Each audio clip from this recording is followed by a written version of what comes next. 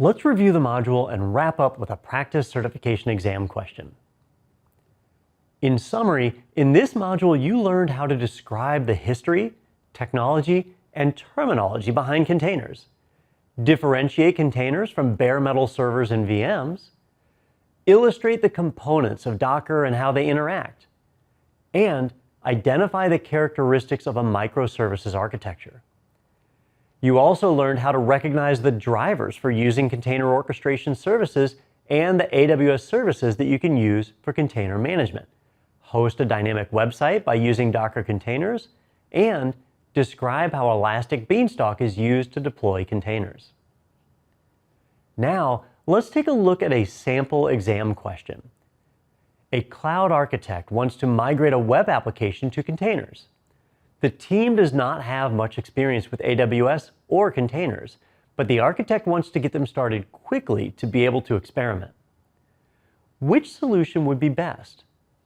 A, use Elastic Beanstalk to launch a multi-container Docker environment.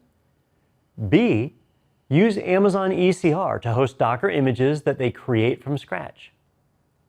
C, configure EC2 instances with automatic scaling and install Docker images on the instances.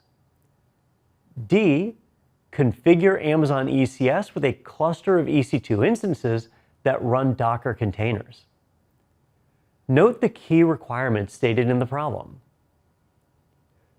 The solution needs to take into account that the team doesn't have much experience with AWS or containers, but the cloud architect wants to get them started quickly to be able to experiment.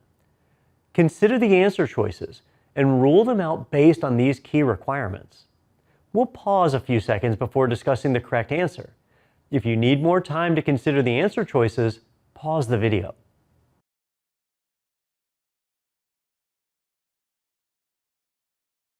So how do these answer choices compare to the requirements? First is using Elastic Beanstalk to launch a multi-container Docker environment. That could be the answer. Second is using ECR to host Docker images that they create from scratch. To get started quickly, the team wouldn't want to create images from scratch. Therefore, this doesn't seem like the best option. Next is configure EC2 instances with automatic scaling and install Docker images on the instances. This would require AWS and container experience, and it's time-consuming. This wouldn't meet the requirement for a team without a lot of experience who wants to get started quickly. Finally, configure ECS with a cluster of EC2 instances that run Docker containers. This would not meet the requirements because Elastic Beanstalk uses ECS to coordinate container deployments to multi-container Docker environments. This coordination simplifies the task of getting up and running with containers. Elastic Beanstalk takes care of Amazon ECS tasks, including cluster creation, task definition, and running tasks. The correct answer is A. You can use Elastic Beanstalk to set up a working multi-container Docker environment. You don't need to deal with the details of configuring instances, networking, and IAM permissions.